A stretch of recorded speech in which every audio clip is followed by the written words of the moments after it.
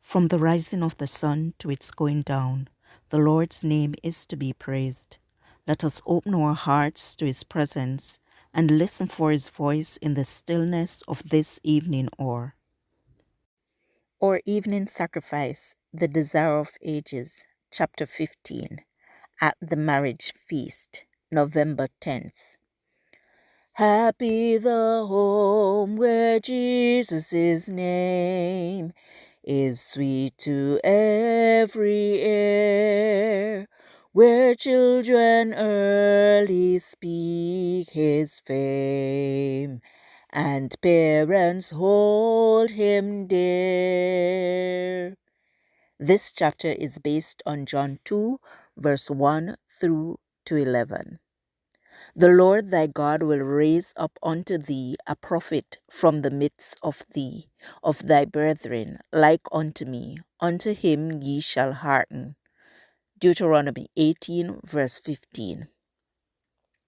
At the marriage feast, she meets him, the same tender, dutiful son, yet he is not the same. His countenance is changed.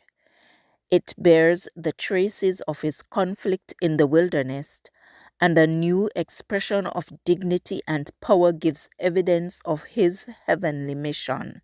With him is a group of young men whose eyes follow him with reverence and who call him Master. These companions recount to Mary what they have seen and heard at the baptism and elsewhere. They conclude by declaring, "We have found him of whom Moses in the law and the prophets did write." John 1 verse 45.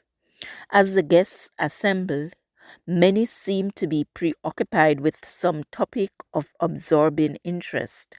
A suppressed excitement pervades the company. Little groups converse together in eager but quiet tones, and wondering glances are turned upon the Son of Mary. As Mary had heard the disciples' testimony in regard to Jesus, she had been gladdened with the assurance that her long-cherished hopes were not in vain. Yet she would have been more than human if there had not mingled with this holy joy a trace of the fond mother's natural pride. As she saw the many glances bent upon Jesus, she longed to have him prove to the company that he was really the honored of God. She hoped there might be opportunity for him to work a miracle before them. It was the custom of the times for marriage festivities to continue several days. On this occasion, because the feast ended, it was found that the supply of wine had failed. This discovery caused much perplexity and regret. It was unusual to dispense with wine on festive occasions, and its absence would seem to indicate a want of hospitality. As a relative of the parties, Mary had assisted in the arrangements for the feast, and she now spoke to Jesus, saying, "They have no wine." These words were a suggestion that he might supply their need. But Jesus answered, "Woman, what have I to do with thee? Mine hour is not yet come." This answer, abrupt as it seems to us, expressed no coldness or discourtesy. The Savior's form of address to his mother was in accordance with Oriental custom.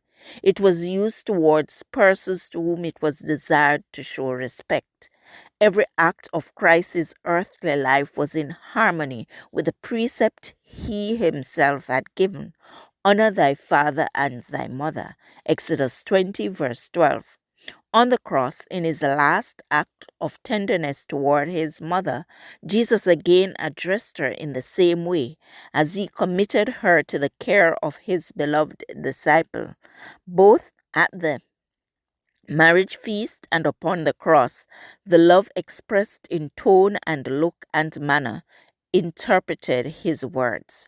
This passage was taken from The Desire of Ages, page 145 to 146. Pacific Press Publishing Association, copyright 2005, or Evening Sacrifice, November 10th. I encourage you to connect with God and receive strength to overcome obstacles each day. Thank you for listening. Please join us tomorrow as we offer up our evening sacrifice.